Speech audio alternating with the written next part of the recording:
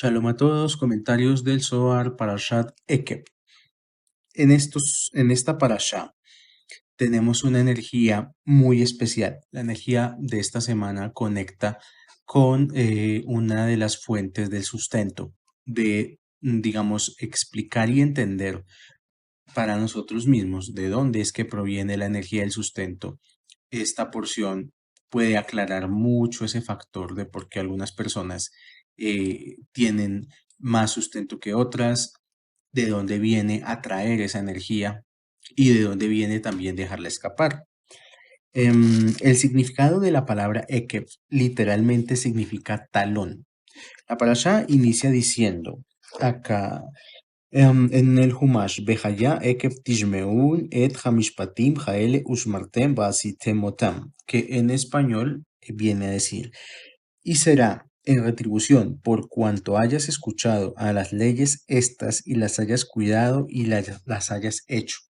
Listo. Entonces, digamos, siempre se ha dicho que el inicio de cualquier parashá, el primer versículo, encierra un significado poderoso de prácticamente el 70-80% de la porción.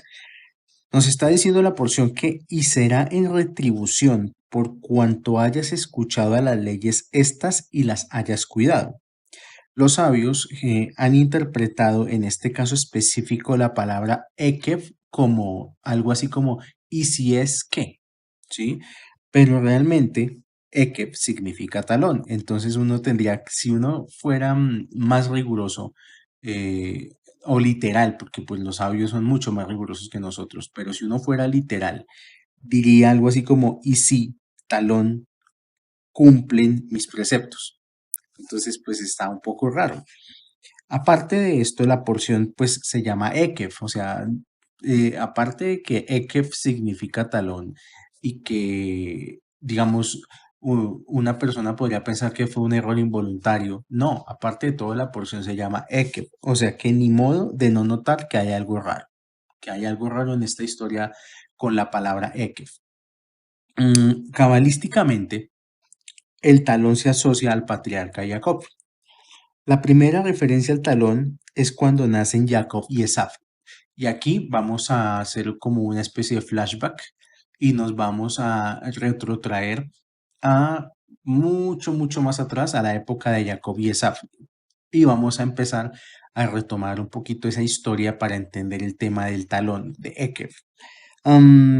Jacob nace prendido del talón de Esaf. Ellos eran hermanos gemelos y siempre estuvieron en pugna, compitiendo uno contra el otro, incluso desde el momento que estaban siendo concebidos en el vientre materno.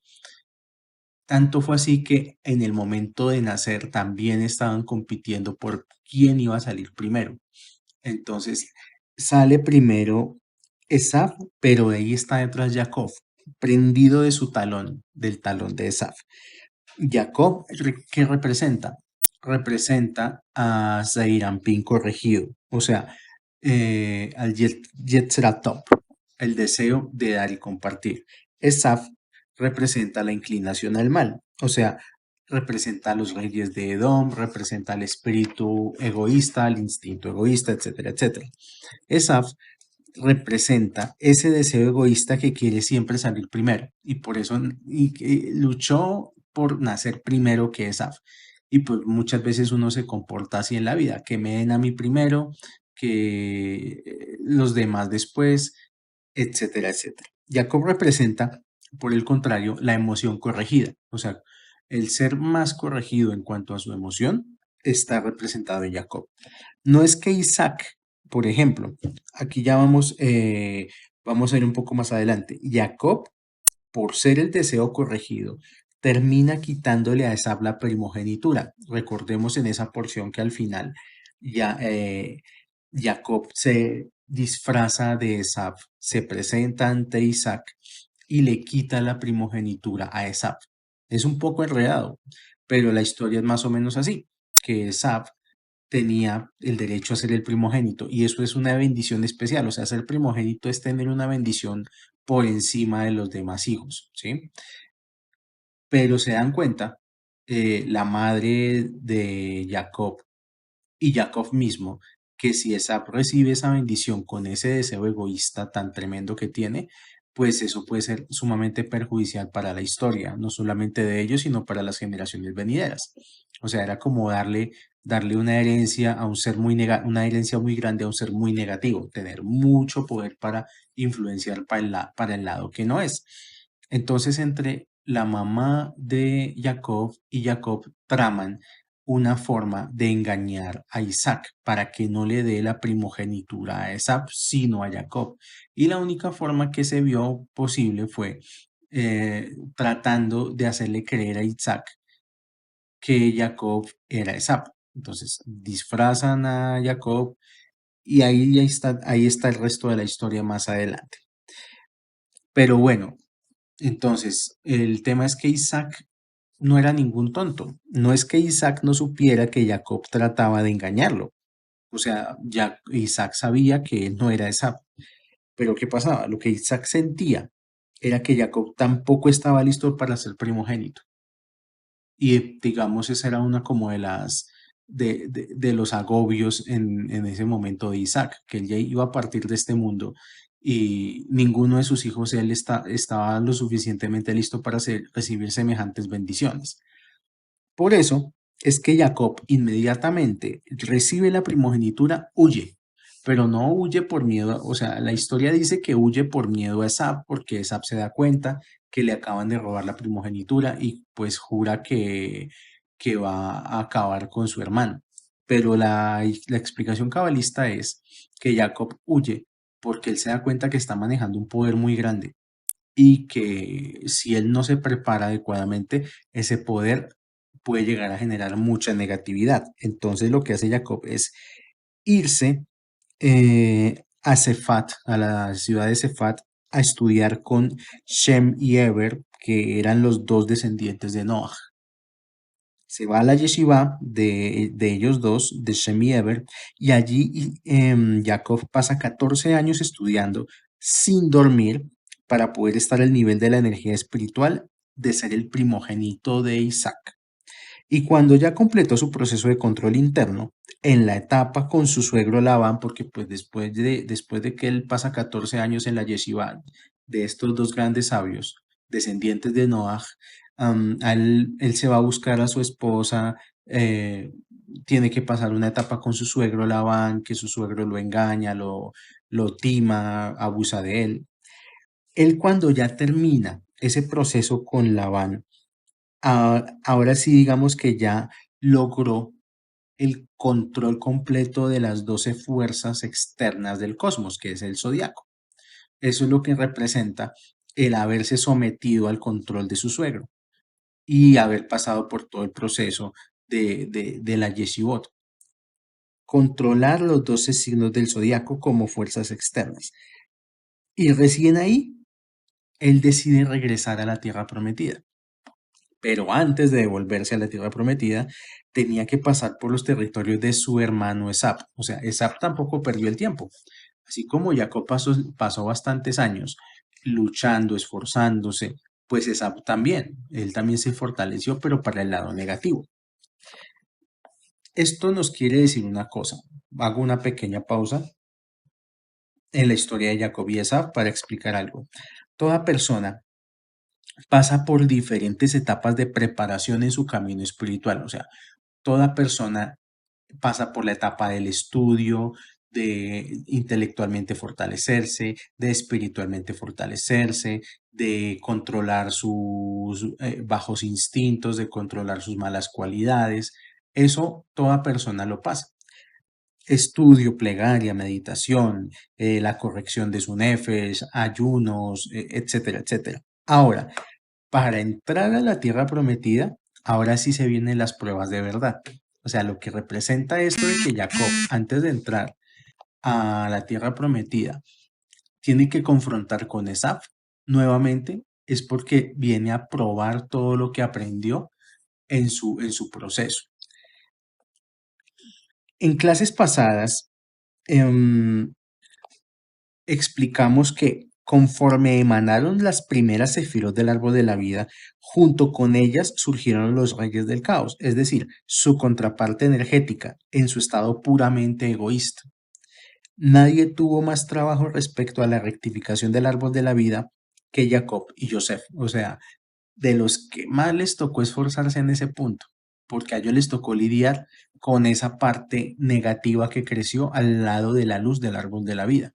El primer árbol de la vida que surgió con esta contraparte de oscuridad, que es lo que se le llamaron las generaciones de los reyes del caos. A Jacob tomó, digamos, en la posición de la Sefirat de Tiferet, y Joseph, su hijo, más adelante, tomaría la posición de Yesod. Y si hacemos este análisis a nivel de árbol de la vida, si Jacob es Tiferet y Joseph es Yesod, la tierra prometida es Malhut. Y Malhut en el árbol de la vida representa el talón, o sea, Malhut es que este mundo físico, esta realidad física, es el talón y la cabeza es Keter. Cuando la energía de la luz desciende por el árbol de la vida, esta luz llega a Yesod, pero en Yesod rebota. Eso ya lo vimos también, creo que fue en Miketz. Rebota para ser verificada. ¿Qué quiere decir? Que cuando llega, yo estoy pidiendo algo, digamos, un trabajo, dinero, no sé, un deseo personal, lo que sea, un lingote de oro, y ese lingote de oro va bajando por Binah, pasa por Seirampín, y cuando llega a Yesod, en lugar de llegar a Malhut y yo recibirlo, ese lingote de oro como que se devuelve. La luz rebota porque es la forma de generar la prueba para ver si la persona cambió o no cambió. Y es lo mismo que está pasando el pueblo de Israel en el libro de Devarim, o sea, ya trayendo otra vez la historia a este libro, el pueblo está en el mismo estado, están a las puertas de la tierra prometida, pero tienen que pasar por unas pruebas. Antes de entrar a la tierra prometida deben, digamos que hacer cosas definitivas. Por eso la historia dice que hay unos pueblos que están ahí y que el pueblo de Israel los tiene que quitar de ahí.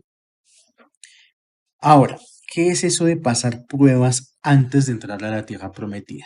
Sería la pregunta. La respuesta tiene que ver con el ego que está en contra de las emociones rectificadas. El ego, vamos a llamar a Esaf el ego, se la tiene jurada a Jacob, que es la emoción corregida. Cada vez que una persona ha corregido sus emociones, le llega alguna prueba asociada al ego para ver si realmente la persona corrigió las emociones.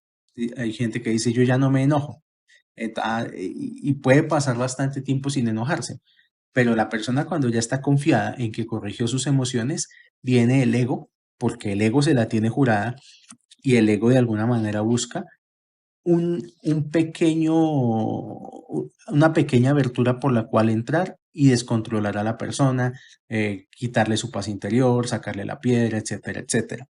De eso se trata entender este proceso. Ahora, volvamos a la historia. La historia dice que Jacob sabe que él está en desventaja física con Esaf. Bueno, listo. Entonces, Esaf es un tipo de 2 metros, musculoso, que si se encuentran frente a frente, pues Jacob flaquito, estudiante de Yeshiva, no está físicamente entrenado para un combate físico.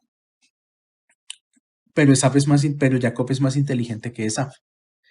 ¿Qué decide hacer Jacob? Jacob decide enfrentar a Esaf desde un plano más elevado y por eso enfrenta al ángel de Esaf, que el ángel de Esaf es el ángel de la muerte. Por lo tanto, el ángel de la muerte en nuestra historia de hoy va a representar también al ego. El ego en nuestra historia de hoy es el ángel de la muerte. ¿Cuántas cosas no pierde una persona? No porque tenga buena suerte, no porque tenga mala suerte, sino simplemente por su ego, por su deseo de recibir, por su reactividad. ¿Cuántas amistades una persona no puede perder simplemente porque se siente dolido, porque se siente ofendido? Y ahí su ego le empieza a trabajar la cabeza, no le hable, no le diga, esa persona lo lastimó, esa persona le hizo, usted merece respeto, etcétera, etcétera. ¿Cuántas cosas no pierde la persona? Y muchas veces la persona las pierde justo al frente de la tierra prometida, que es lo más doloroso de una pérdida, que es perder algo que es grandioso y perderlo justo antes de obtenerlo. La gente no muere por el ángel de la muerte, la gente muere por su egoísmo. Y por muerte también hay que entender la muerte de proyectos, la muerte de sueños, de empresas, por egoísmo, por deseo de recibir, por no querer compartir, por dejarse llevar por el meme, por esa frase me merezco, dejarse llevar por yo tengo dignidad, todo ese tipo de cosas. A mí no me van a ningunear, a mí me tienen que respetar, me van a escuchar, no voy a dar mi brazo a torcer, yo tengo la razón. Y así la gente pierde muchas cosas valiosas de su vida. Cuando Jacob enfrenta al ángel de la muerte, que es el mismo ángel de Esaf, lo vence y este ángel está por irse. Pero antes de irse el ángel de la muerte, o sea, ya cuando la vio perdida, ahí sí como se dice, ahí sí como se dice, hay gente que pierde, pero algo hace, o sea, no se queda con la espina. Y bueno, ¿qué hizo el ángel de la muerte antes de irse? Hirió a Jacob en su talón, otra vez el talón. Debido a esto, el Zohar explica que hasta el día de hoy está prohibido comer el nervio ciático de los animales, porque el nervio ciático no es cualquier nervio y nace en el talón de los animales. El nervio ciático es de donde el ángel de la muerte tiene agarre, o sea, es una energía muy pesada y una persona nunca debe comer el nervio ciático de ningún animal. Ahora, están cada vez más cerca en esta porción de entrar a la tierra prometida. Bueno, listo, entonces van a recibir la tierra prometida y reciben una advertencia de guardar los preceptos que Hashem les dio usando la palabra talón. Cuando hace esta referencia, esta porción Ekef, lo que está queriendo decir es lo siguiente: no se olviden de esta debilidad que ustedes tienen, porque de ahí el ángel de la muerte los va a atacar. Siempre va a buscar el punto débil de cada persona, de cada pueblo, de cada situación, porque es por el punto débil. Y a veces una persona puede hacer el trabajo completo, pero por un detalle, por ese detalle puede perder un proyecto, puede perder una pareja, puede perder una empresa. Hay una frase muy de la sabiduría popular que dice que el diablo está en los detalles, y es así, porque el detalle es eso que uno subestima, que uno cree que no es importante. Yo supe de un caso de una pareja que eran sumamente felices el uno con el otro, tenían una relación muy bonita, perfecta, o sea, de esas relaciones que parece que no fueran posibles, pero se divorciaron. Y se divorciaron porque ella no soportaba que él espichara la crema dental por la mitad del tubo y no por un extremo del tubo, por el extremo del tubo. Y él no era capaz de acordarse que a ella le disgustaba eso y siempre espichaba la crema dental por la mitad del tubo. Pues eso que parece verdaderamente una tontería, una cosa sin importancia, hizo que la relación perfecta explotara y terminaran separados por una crema dental. No fue por una infidelidad, no fue por manejo de dinero, no fue por la familia, no fue por el suegro, no fue por la suegra, fue por una infeliz crema dental. Entonces, eso, la negatividad busca es atacar en las zonas donde menos la persona tiene trabajo, donde menos la persona tiene cuidado, en los detalles. Volviendo otra vez a Jacob, la Torah dice, Jacob le tenía miedo a su hermano, a Esaú. Volvemos al tema, la Torah no está para perder tiempo, para decir cosas vanas. No, pues uno podría pensar, pues el único hermano de Jacob era Esaú. ¿Por qué la Torah dice a su hermano, a Esaú?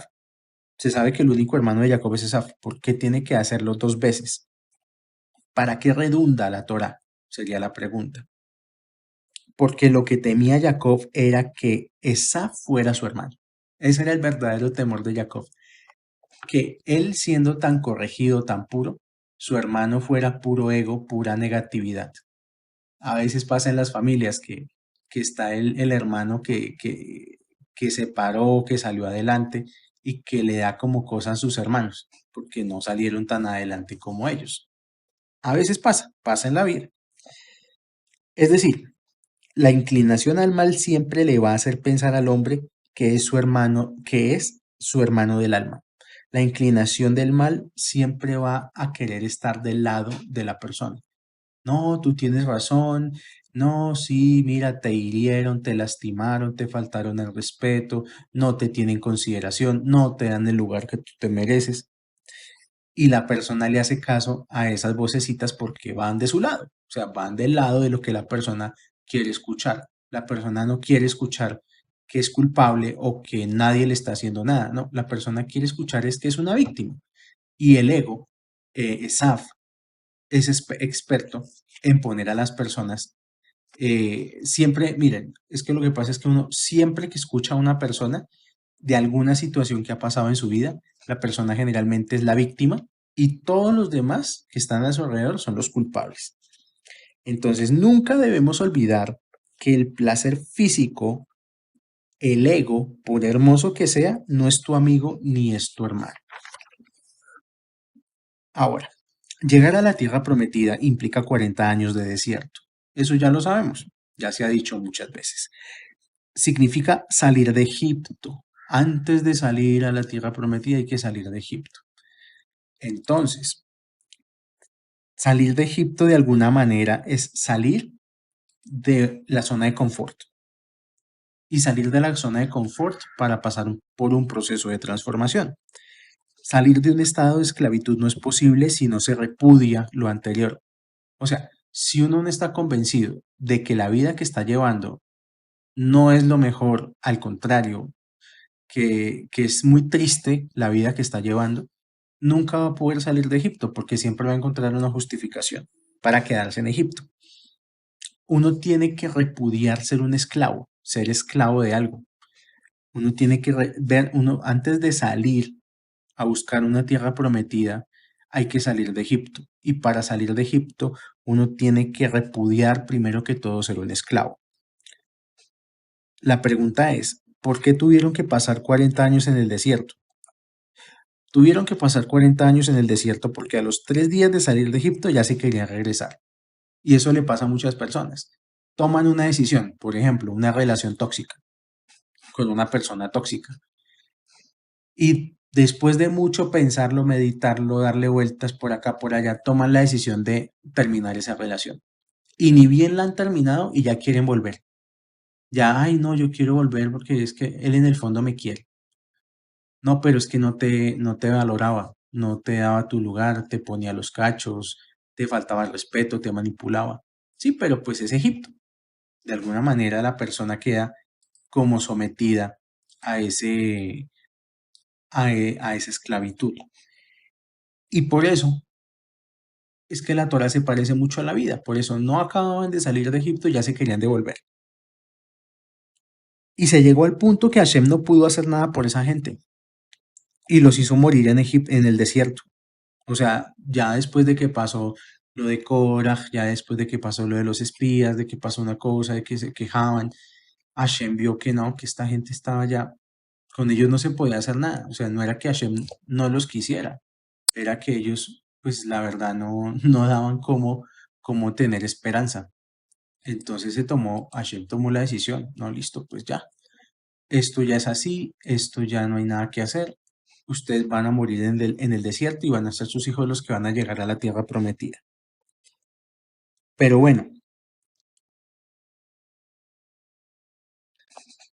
el hecho de que el pueblo se quejara tanto y quisiera regresar a Egipto representa eso, que la persona vea su ego como un amigo y no como un lugar de miseria y esclavitud. Y una de las cosas que hay que aprender en el proceso de la Cábala es que lo único que le va a traer el ego a la persona es miseria y esclavitud. El ego no le va a traer nada bueno a las personas. Ahora, el que se da cuenta y desea salir, de verdad quiere llegar a la tierra prometida, la luz lo ayuda, así sea con mano fuerte. A veces toca pasar por procesos, a veces toca pasar por retos, a veces no, las cosas no van a ser fáciles todo el tiempo. Y eso va a conllevar a que la persona tenga que estar constantemente como luchando contra sí misma, contra su reactividad, etcétera, etcétera. ¿Por qué el faraón?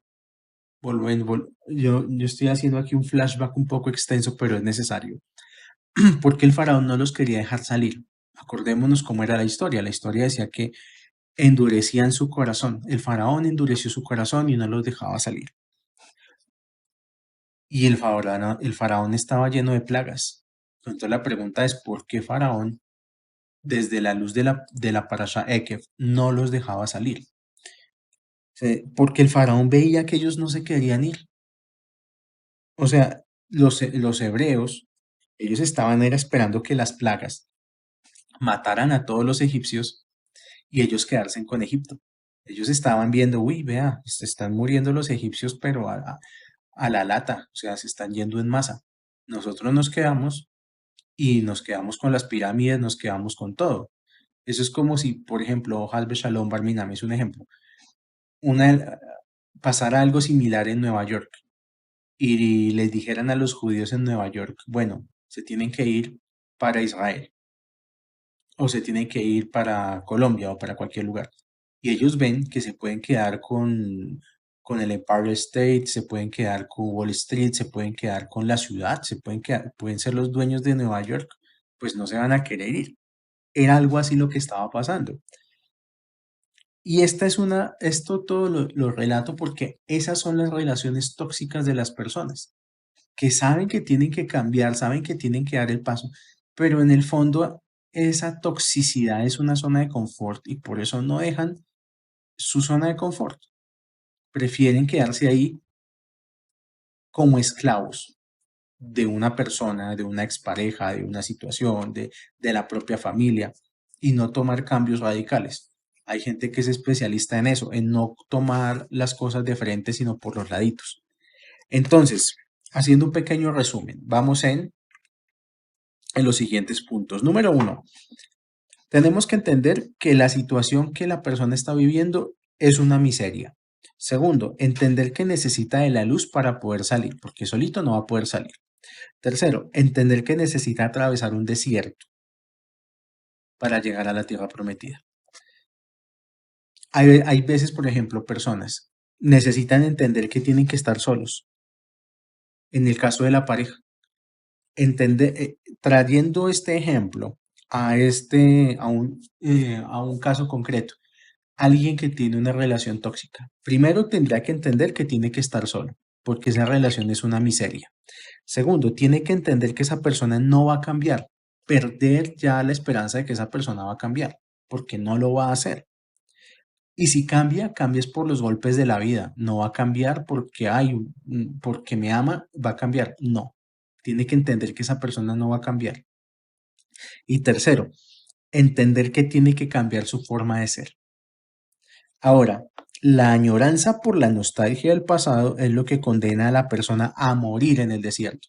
El pueblo que murió vagando 40 años en el desierto murió fue por nostálgicos, por estar todo el tiempo pensando en cómo era la vida en Egipto. Iban a llegar con esa conciencia a la tierra prometida, o sea, iban a contaminar de alguna manera la tierra prometida. ¿Qué pasa con muchas personas que duran en soledad emocional? Porque el sistema se da cuenta que esa persona, si no ha superado a su expareja, va a ir a conocer a alguien más y le va a hacer miserable la vida.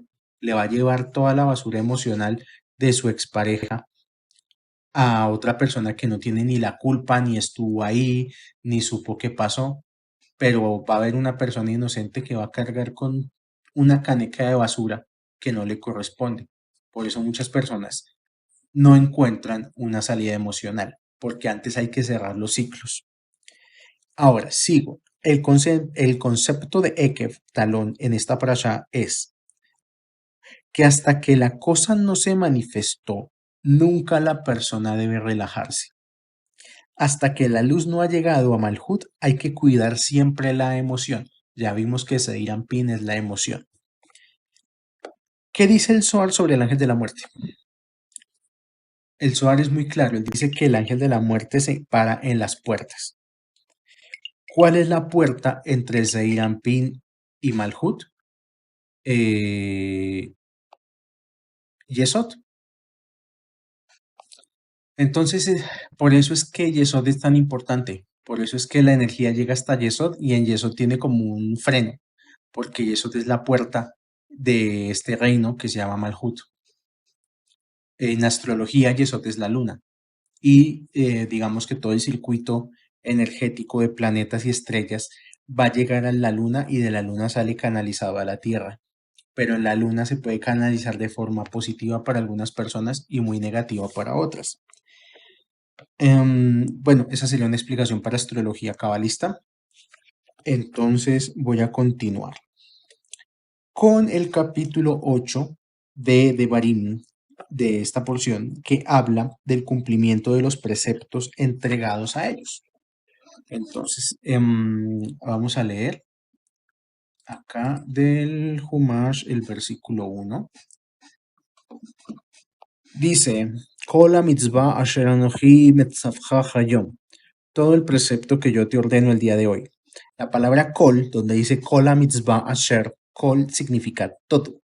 Pero acá dice kola mitzvah en singular, cuando debería decir kola mitzvot en plural.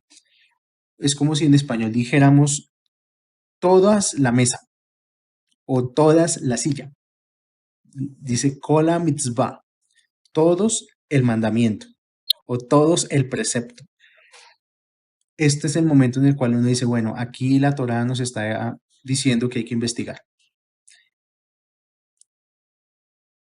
Acá y bueno, la Torá dice aquí todos, o sea, precepto. Rabbi Akiva dijo que hay una sola mitzvah en la Torá y 613 comentarios de la única mitzvah, que él llamó Klal Gadol HaTorah, o sea, la máxima de las máximas. Lo que Rabbi Akiva decía es, sí, hay 613 preceptos, perfecto, pero hay una sola mitzvah en la Torá y las otras 612 son comentarios de esa única mitzvah. ¿Cuál es esa única mitzvah? Esa mitzvah es ama a tu próximo como a ti mismo, pero dice próximo, no prójimo. Después en la Biblia convencional, el término que usaron fue prójimo, pero no es prójimo, es próximo. De hecho, tengo que decir que es imposible no amar al próximo. ¿Por qué? Porque hay afinidad de forma. Las personas cercanas a uno son como uno mismo. O sea, si uno a veces tiene una persona cercana y esa persona cercana no es lo que uno quisiera, hay que mirar mucho más a detalle porque esa persona es como uno mismo y hay que buscar más hacia adentro qué es lo que yo tengo que trabajar con esa persona, qué tanto me molesta, qué tanto me fastidia. La afinidad de forma funciona así. Y el estado de amor propio es lo máximo que se podrá dar al otro. Ahora, dice, si eres cuidadoso en cumplir todo el mandamiento que te doy hoy, te incrementarás y entrarás a tomar posesión de la tierra que Yud Jebafje te prometió. Dice, acuérdate de todo momento el camino por donde te condujo Yud Jebafje, tu Dios, durante estos 40 años en el desierto. Literalmente, esto es una garantía de sustento físico a cambio de una acción. O sea, ellos van a empezar a recibir una tierra que es espectacular. ¿A cambio de qué la recibieron? De un proceso de esfuerzo interno muy grande, representado en 40 años por el desierto. Pero entonces, otra vez Hashem les está recordando, ¿tú quieres sustento? Acuérdate que solo se obtiene cumpliendo la única mitzvah de la Torah. Cumplir con eso es hacer que el sistema de la luz te entregue eso que te prometió. Cuando uno puede identificar eso en su propia vida, cuando uno tiene una idea genial, digamos, yo me imaginé tener una empresa de drones aspersores para limpiar las calles de COVID-19. Eso que me imaginé, esa es la promesa que Hashem me dio y está en el mundo de Atzilut, en el mundo más elevado de los cuatro mundos. Y ya existe. Y esa es la promesa. Cuando una persona tuvo una idea por primera vez, esa es la promesa que Hashem le hizo y esa es su tierra prometida. ¿Cómo se hace para llegar allá? Pasando 40 años en el desierto. Pero no quiere decir que uno tenga que pasar físicamente 40 años atravesando puras dificultades. No.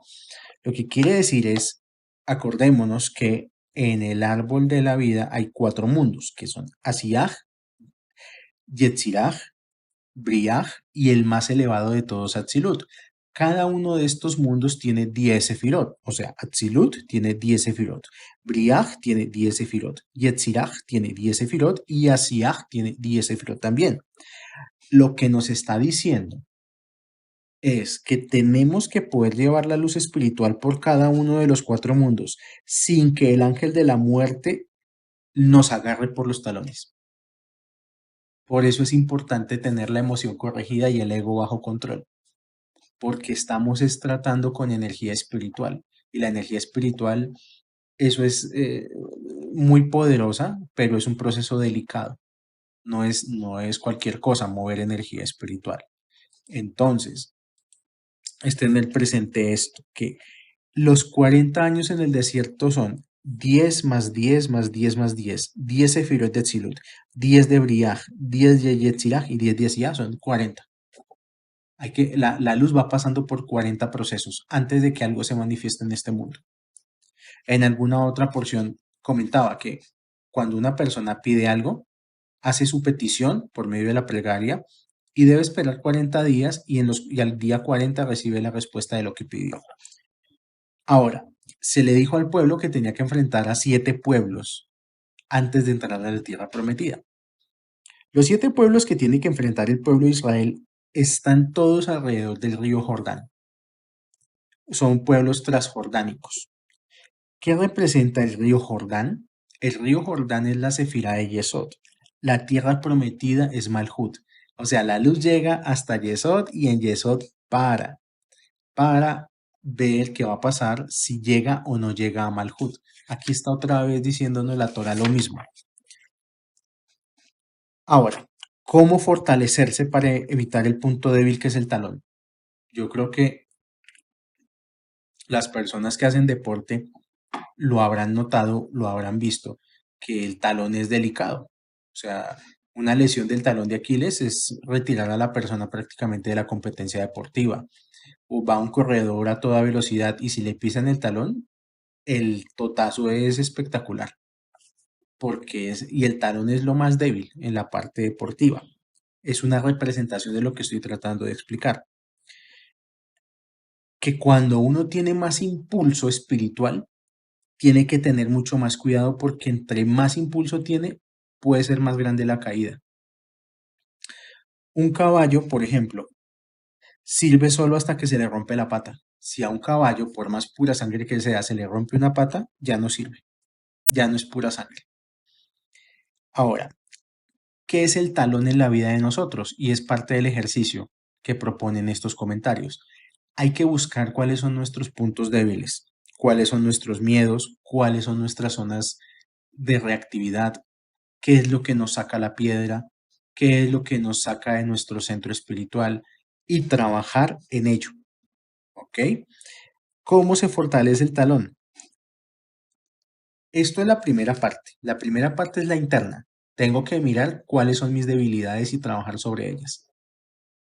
Por ejemplo, hay personas que no les gusta que les digan cierta palabra o no hay o con cierta como que no les gusta cierta creencia. Bueno, cada persona descubrirá cuál es su punto débil y tiene que fortalecerlo. Pero eso es a nivel interno. Ahora vamos a ver el talón a nivel externo. El talón a nivel externo nos lo dice esta porción con una frase, mejor dicho. Dice, Beajaltá besabatá. Beajaltá besabatá significa, comerás y te saciarás. y bendecirás a Hashem. Aquí nos surgen varias preguntas. La primera, ¿yo puedo fortalecer mi talón comiendo? Y la segunda, ¿yo tengo permiso de bendecir a Dios? O sea, ¿por qué? Porque a uno le han enseñado es a darle gracias. Ay, gracias Diosito por esto, gracias Diosito por lo otro, pero ¿tenemos el permiso, tenemos la estatura para bendecir a Dios? Aquí vamos a aclarar este proceso. El Rab Haim Lusato era la reencarnación de Rabbi Akiva.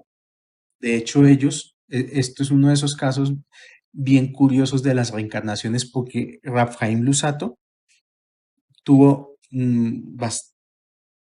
bastante tiempo de diferencia con respecto a la reencarnación y a la vida de Rabbi Akiva. Pero estas dos reencarnaciones, cuando murieron, fueron enterrados en el mismo lugar. O sea, la tumba de Rab Haim Lusato está al lado de la tumba de Rabbi Akiva. Aquí nos dice esto: de las cosas que venimos a hacer en este mundo es a empujar los límites de la santidad. Esta frase es de Rab Haim Lusato. Tenemos que empujar los límites de la santidad. O sea, es igual que quien quiere fortalecer su cuerpo tiene que ir al gimnasio a levantar pesas, empujar los límites de su cuerpo para hacerlo más fuerte. Ahora, el Ari dice lo siguiente: la expresión, comillas, todo el mandamiento está mal escrita. Moshe debió haber dicho todos los mandamientos, en plural. Basado en esta irregularidad del idioma, los sabios nos enseñaron que las personas deben completar los mandamientos que comienzan, y cuando la persona terminó lo que hizo, fue cuidar todo el mandamiento. O sea, cuando se habla de todo un mandamiento, es porque se hizo de manera completa. Entonces aquí viene la otra parte. ¿De qué manera yo puedo cumplir todo un mandamiento de manera completa? Un ejemplo muy directo es comer. Cuando se come en el judaísmo, en la Kabbalah, se cumple con un proceso, con un protocolo. Y este proceso es bendecir antes, luego comer, saciarse y bendecir después. Y a esto se le llama cumplir un precepto completo. ¿Por qué? Porque todo precepto en la Torah tiene una parte intelectual, una parte física y otra parte intelectual. Y esto forma un todo. En el Zohar, el Ari dice que una de las formas en las cuales se cumple toda una mitzvah es cuando la gente come. Comer es un acto crucial dentro de la espiritualidad. Incluso, comer determina el nivel de espiritualidad y de sustento de una persona. Uno puede conocer a una persona por cómo come. Si come con recato, con decencia, o come a manotadas, masca, chasquea, erupta. Bueno, creo que me doy a entender en ese punto. Comer entra dentro del proceso de transmigración de almas, y aquí me meto un poquito con reencarnación. Poner alimentos en una mesa para hacerlos parte nuestra equivale a poner sobre un altar sacrificios de elevación. En las parashot anteriores se hablaba de los sacrificios de elevación, que se llevaban cabras, chivos, vacas, toros a sacrificio, a un altar. Hoy en día no hay templo, pero sí hay representación del altar del templo, y la representación del altar del templo es la mesa de la casa. En la mesa se van a colocar seres, alimentos que van a ser elevados. Bien, ¿elevación de qué? Estamos hablando de elevación de los reinos inferiores, que son el mineral, el vegetal y el animal. Todo el tiempo que una persona come un alimento y está dentro de su cuerpo, ese alimento está encarnado en un ser humano. O sea, cuando una persona se come un pollo y ese pollo entra a su cuerpo, el tiempo que ese pollo dure en el cuerpo de la persona, ese pollo va a saber lo que es ser una encarnación humana. Va a saber lo que es estar encarnado en un humano.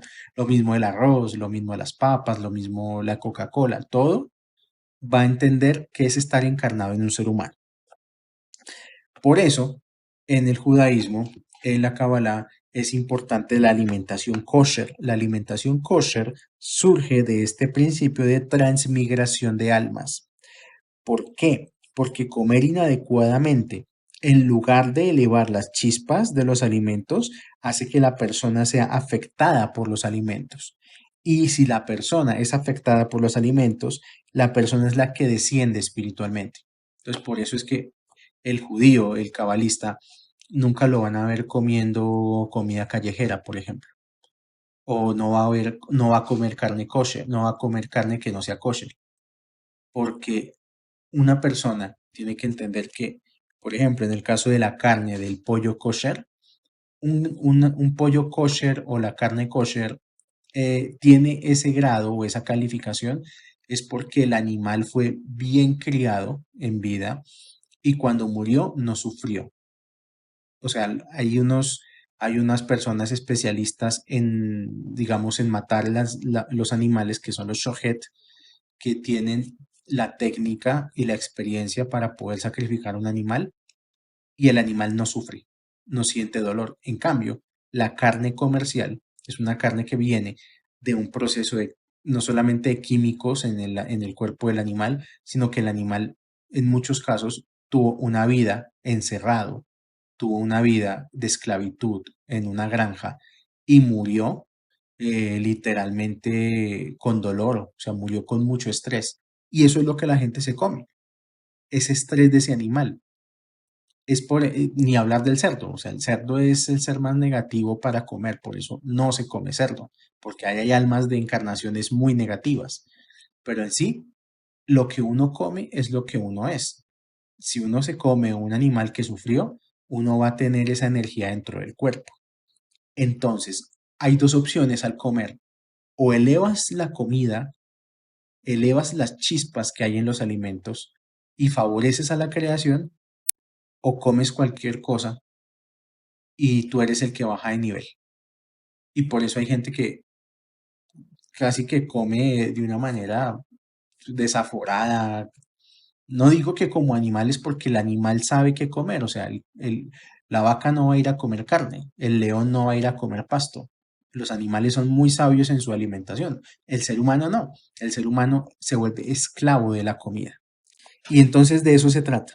O la persona eleva chispas de los alimentos o la comida domina a la persona.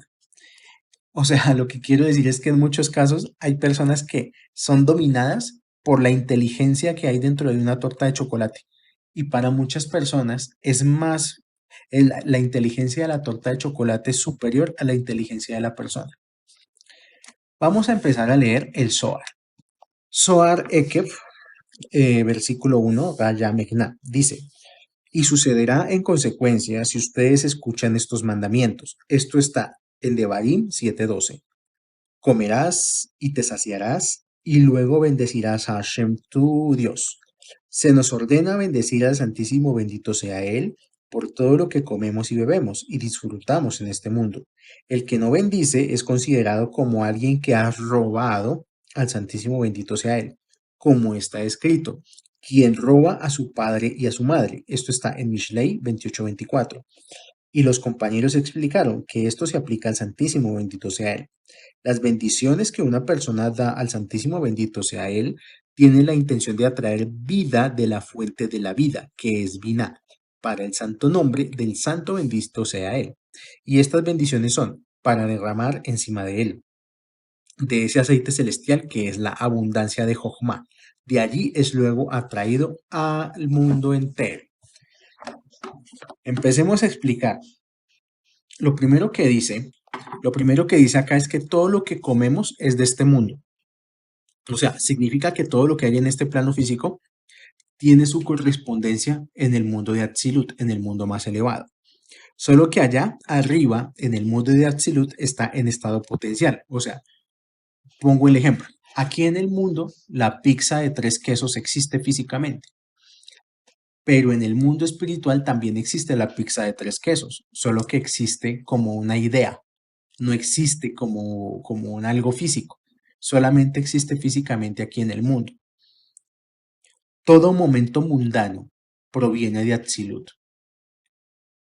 Por eso, Hashem quiere que uno, después de que coma, disfrute la comida y se sacie, bendiga.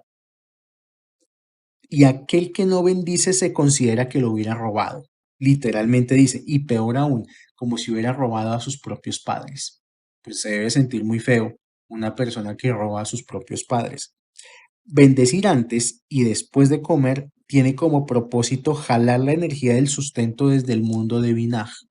O sea, una persona que bendice cuando come no solamente es una cuestión de agradecimiento, sino que atrae luz desde los mundos superiores.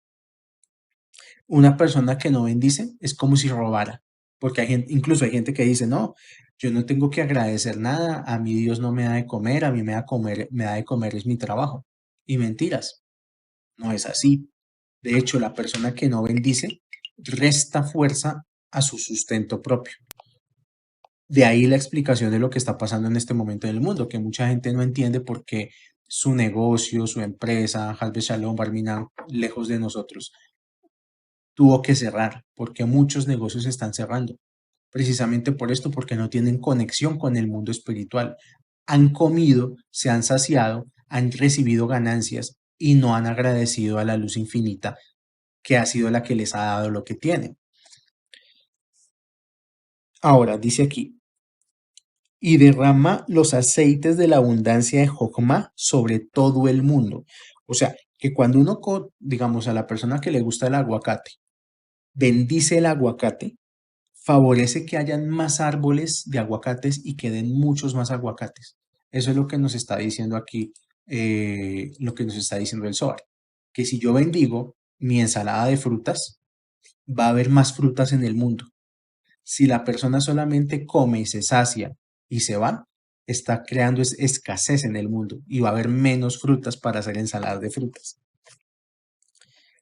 Y eso es lo que nos dice que derrama de Jokmá sobre todo el mundo.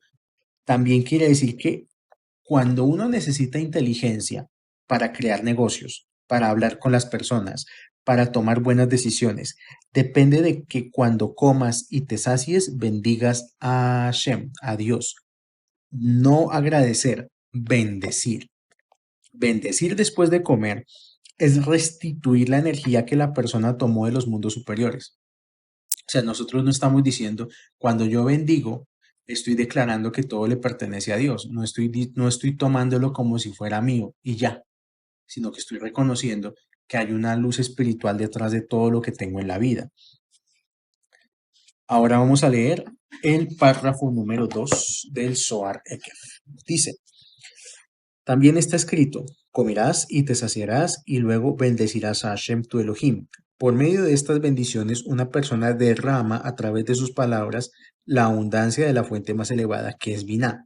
Todos los niveles y fuentes desde Irampin y Malhut son bendecidos y llenados con la abundancia para derramar sobre todos los mundos y todo es bendecido junto. Bien. El beneficio de los intelectos divinos es tener una relación acertada y fluida entre emoción y acción. O sea, cuando una persona no bendice, su intelecto no está, digamos, 100% afinado. Entonces, ¿qué le pasa a la persona que no tiene su intelecto 100% afinado? A veces a uno le pasa, ay, yo por qué hablé, por qué le dije tal cosa, por qué no pensé antes de hablar, por qué no tomé una mejor decisión. Por esto, por lo que nos está diciendo acá este pasaje del Zohar. Porque no se bendijeron los niveles y fuentes de Seir Anpin y Malhut. Entonces la persona no tiene los suficientes intelectos para tomar decisiones acertadas. Vamos a leer el párrafo número 3. Por lo tanto, una persona necesita meditar en el secreto de las bendiciones, de modo que los patriarcas que son Gesed, Geburah y Tiferet de Zeir Anpin, y los hijos que son Netzach, Hod y Yesod de Zeir Anpin, sean todos bendecidos juntos. Quien bendice al Santísimo, bendito sea él, sea bendecido y recibe su parte de estas bendiciones antes que el resto del mundo inferior. Tan pronto como el nombre del Santísimo, bendito sea él, sea bendecido desde aquí, la porción inicial de esas bendiciones baja y reposa sobre la cabeza del que dijo la bendición. Ya hemos provisto una explicación para esto, como está escrito.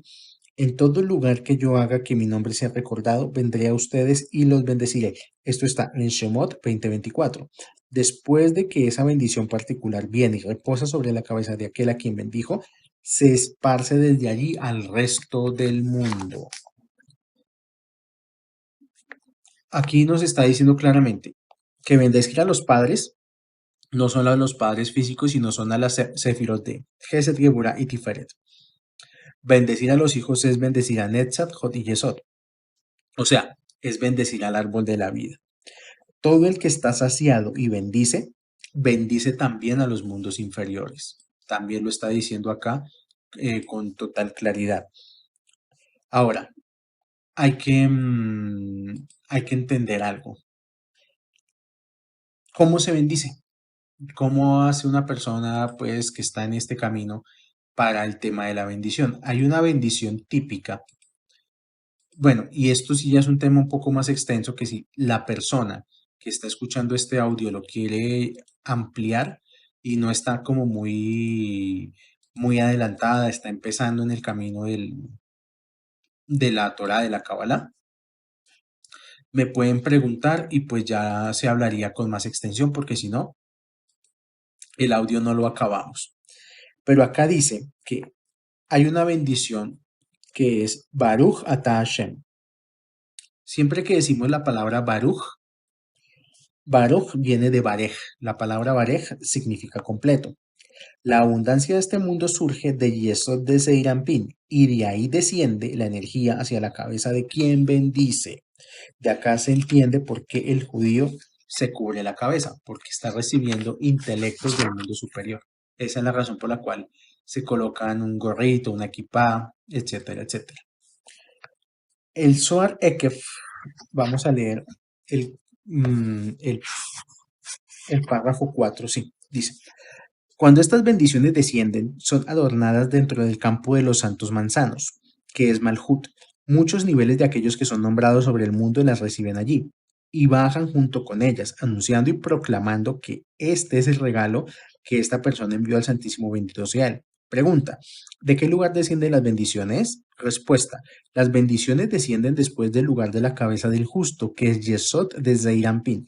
Las bendiciones primero suben y causan que otras bendiciones de arriba bajen, y esto es llenado por aquellos que descienden de arriba y de aquellos que ascienden de abajo. Este es el significado de hay bendiciones sobre la cabeza del justo. Esto está en Mishlei 10:6.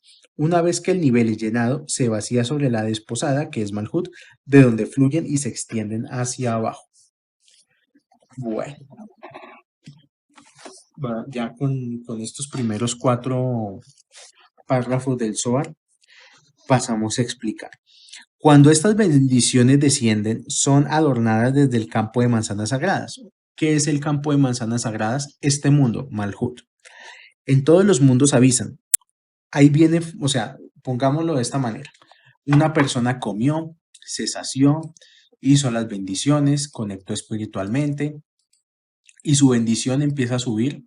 La bendición que la persona hizo, me refiero, la bendición que la persona hizo empieza a subir a través de los mundos superiores y en todos los mundos le van avisando al creador. Ahí viene fulano de tal a traerle un regalo a Hashem. ¿Qué es una bendición completa? Una bendición completa es esa que finaliza con alguien que responde la palabra amén. Eso es lo que significa tener una bendición completa, que finalice con la palabra amén. ¿Cuál es el regalo que se le regala al creador a través de las bendiciones? La propia satisfacción de la persona. Bendecir después de comer es completar todos los mundos. Bendecir es recordar que no solo somos un talón de este mundo buscando solo satisfacción. Somos una estatura de alma que llega hasta el mundo de Atzilut. Expandir los límites de la santidad es recordar que todo es sagrado, hasta la comida, que la gente a veces come descontroladamente, come cualquier cosa, pero en la comida puede estar la conciencia propia de Hashem. Hace poco yo colocaba el ejemplo o decía que la comida existe en el mundo de Atzilut, pero existe solo como una idea. O sea, que, por ejemplo, si a alguien se le ocurre una receta, pongámosle, un sándwich de 3 quesos con adición de cebolla sofrita, cebolla con especias, con hierbas, romero, hierbas aromáticas, y que el sándwich, aparte de todo, es dorado en mantequilla. Un sándwich delicioso con Coca-Cola. Bueno, listo. Este sándwich de 3 quesos ya existe en el mundo de Atsilut. La persona en este mundo es una conciencia y es parte de la creación, y el creador nos utiliza nosotros le servimos al creador porque a través de nosotros el creador también conoce su creación, se autoconoce. Cuando uno bendice después de una satisfacción, digamos, me comí ese delicioso sándwich de 3 quesos tostado, que el queso se estira, que huele delicioso, me lo comí, bendije después de comer. Esa conciencia y ese deleite va a subir hasta los mundos de Atzilut. Y en el mundo de Atzilut van a saber lo delicioso que es un sándwich de queso con hierbas, especias, con queso con cebollita gratinada y con Coca-Cola. La creación también va a tener satisfacción a través nuestro. Ahora, se dijo que una bendición típica es Baruch Atah Hashem. La palabra atá, ya dijimos que Baruch viene de Barej. Ahora, atá es una palabra que se escribe con la Aleph y con la Taf. Atá. Quiere decir que la Aleph es la primera letra del alfabeto hebreo y la Taf es la última, la última letra del alfabeto hebreo. O sea que la palabra atá contiene a todo el alfabeto hebreo. Quiere decir esto que voy a cambiar el ejemplo, ya no quiero pensar más en un sándwich, sino en mi taza de café, tan deliciosa en la mañana. Con mi taza de café bendigo todo lo creado, desde la Aleph hasta la Taf.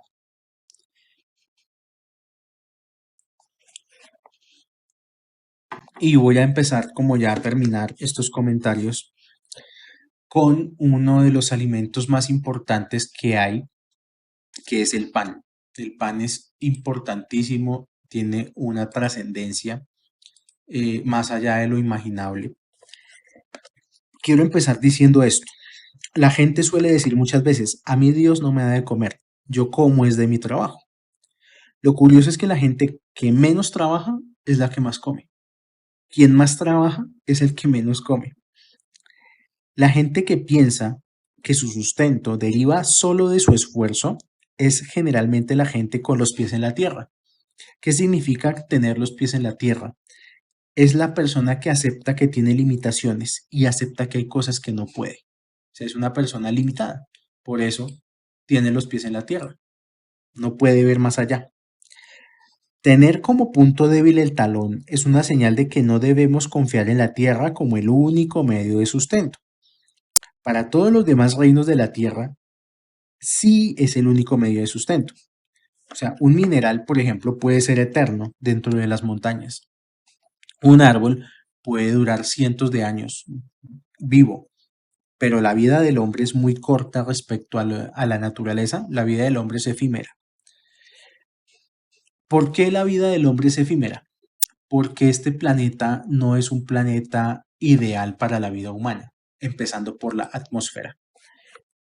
Nosotros vivimos en un planeta con el doble de atmósfera del que nuestro cuerpo es capaz de soportar. Cuando a ustedes les duele la espalda es por la atmósfera. Básicamente es por eso, porque por culpa de la atmósfera pesa el cuerpo. A un animal no le duele la espalda, pero al ser humano sí le duele la espalda. Esto es una de tantas evidencias que no voy a abordar en estos comentarios, pero esta es una de tantas evidencias para demostrar que nosotros no somos de este mundo, nosotros somos de otro mundo. Ahora, volvamos a retomar la famosa frase, comerás, te saciarás y bendecirás. La única forma que un humano puede estar satisfecho es comiendo pan. Pongo el ejemplo, yo creo que todos han ido a algún tipo de restaurante y el restaurante tiene una panera, ahí con panes. Mucha gente con el solo hecho de comerse los panes de la panera ya se siente llena. El pan está hecho de trigo. El pan también, el pan y el trigo también son alimentos extraterrestres. De hecho, el trigo es único en su forma de crecer, es único en su semilla, en su vaina. No se parece a nada de los frutos de esta tierra. El trigo también es un alimento extraterrestre. Y el pan es un alimento que puede canalizar directamente energía divina. ¿Esto por qué lo estoy explicando? Porque en este momento hay muchas personas que están pasando por un cúmulo de necesidades físicas y esto puede empezar a ser la clave para empezar a generar el sustento que tanto están necesitando. Pero este sustento va a depender de que la persona pues cumpla con Hashem, cumpla con la Torá, esté conectado al camino, mejor dicho. Comer pan es una operación espiritual muy especial y no se debe hacer de cualquier manera. Primero, no hay que confiar en el pan de panadería, porque mucha gente va a salir a comprar el pan de la panadería y resulta que muchos panaderos utilizan grasa de cerdo para darle sabor al pan. Hay pan que es delicioso, pero es delicioso por la grasa de cerdo. Entonces hay que tener mucho cuidado. Está la opción de que la persona que pueda sería muchísimo mejor que la persona, el que pueda preparar su propio pan, maravilloso. La persona que no lo pueda preparar tiene la opción de adquirir pan kosher. El pan kosher pues es bastante accesible y es una muy buena opción para suplir este tema. Em, ¿Qué significa? Bueno, sigo acá, porque es que no me quiero saltar. Entonces, tener cuidado primero con el pan, porque el pan hay que saber de dónde se compra. Segundo, hay que tener cuidado donde uno come pan. El pan se come en la mesa. La mesa es la representación del altar del templo. El altar del templo era el lugar para la transmigración de almas. Eso ya se explicó anteriormente.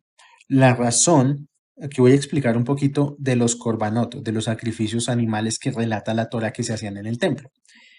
La razón de los korbanot es porque si una persona cometía alguna transgresión, se le pedía que llevara un animal para expiar su error. Pero resulta que el animal que la persona llevaba tenía el alma de alguien que cometió la misma transgresión. Todo tiene que ver con reencarnación. El animalito que la persona llevaba para que fuera el chivo expiatorio o el animal expiatorio, ese animalito había cometido la misma transgresión de la persona. Entonces iban a ser 2 por 1 en el templo. En el momento del sacrificio sucedía la afinidad de forma y en el momento que el alma del animal era liberada y se podía volver a integrar a las reencarnaciones, se llevaba también la parte animal del transgresor. El Midrash dice que era muy difícil entrar al templo porque los animales se amontonaban en la entrada del templo para que los sacrificaran. O sea, le hacían fila al sumo sacerdote. Trayendo esto a hoy en día, la mesa donde comemos hoy en día es el altar de sacrificio y la persona, si hace correctamente el ejercicio de comer, es como si fuera un sumo sacerdote. Por eso la importancia de comer kasher. No se puede comer cualquier comida, cualquier animal, sobre todo la parte de kasher va sobre toda la carne. Es lo más importante. ¿Qué significa que algo sea kasher? Que sea apto para ser elevado. El Zohar dice que el ángel de la muerte merodea la mesa donde se come pan, en los bordes de la mesa. Por eso la mesa donde se come pan debe tener un mantel que separe la mesa del pan. La mesa donde uno come siempre debe tener pan. O sea, si una persona quiere prosperidad, quiere dinerito, en su mesa siempre tiene que haber pan. Así fue como adorno o para comer en las comidas, pero siempre tiene que haber pan. No desciende bendición en una casa donde en su mesa no haya pan, pero el pan no puede estar directamente encima de la mesa. El pan tiene que estar elevado por encima de la mesa. Entonces, para eso se coloca una panera o una bandeja para pan. El pan nunca se coloca justo encima de la mesa. No me cansaré de repetir, la mesa es un altar de elevación. Entonces hay que tener mucho cuidado con la mesa. Nunca nadie debe sentar en una mesa y mucho menos debe sentar niños. O sea, nadie se puede sentar. Hay gente que tiene unas costumbres, por ejemplo, se sientan en la mesa o el niño está muy cansón y entonces sientan al niño en la mesa. Peligrosísimo. Un niño sentado en la mesa corre peligro porque se está diciendo con ese acto que se quiere elevar a ese niño. O sea, después hay padres que se preguntan por qué a sus hijos se enferman, o peor aún, Hasbe Shalom, Barminam, lejos de nosotros, por qué se les perdió el niño, porque seguramente lo sentaron en la mesa a comer. Esto se explica del siguiente modo en la Torá. Ah, y peor aún, hay personas que son todavía más inteligentes y para satisfacer sus deseos íntimos usan diversas partes de la casa para tener relaciones y muchos tienen relaciones en la mesa del comedor. Se ponen a sí mismos en peligro. Después les pasan cosas negativas porque han declarado que ellos van a ser altar para elevación. Hay que tener mucho cuidado con la mesa. Esto se explica, ahora sí, voy a explicar por qué. Las tribus vecinas a Israel, ellos trataban de imitar lo que hacían en el templo de Israel, pero a ellos no les funcionaba. O sea, ellos trataban de hacer lo mismo que hacía el sumo sacerdote de Israel, pero no funcionaba. ¿Cómo hacían que funcionara? Porque empezaron a sacrificar niños en los templos paganos. O sea, esa es la razón por la cual en la idolatría, en el paganismo, se sacrificaban niños, se sacrificaban seres humanos, porque no podían igualar la energía espiritual del gran templo de Jerusalén. Tener mucho cuidado con la mesa. Yo creo que estos comentarios se extendieron mucho, entonces la persona que quiera, digamos, ya profundizar en cómo se bendice el pan, qué se tiene que hacer, me pueden contactar, no hay ningún problema, se les dice lo que tienen que hacer. Eh, yo procuro mirar pues que la persona tenga conexión espiritual, que lo quiera hacer por amor a Hashem, de verdad de corazón, y no solamente por ambición material. Bueno, que Hashem les bendiga con mucha prosperidad, que bendiga sus alimentos y que sus alimentos sean también para bendición de toda la tierra, que Hashem les dé Parnasá, Aslajá, Refuah Shelema, y nos encontramos por este medio dentro de una semana. Shalom, shalom.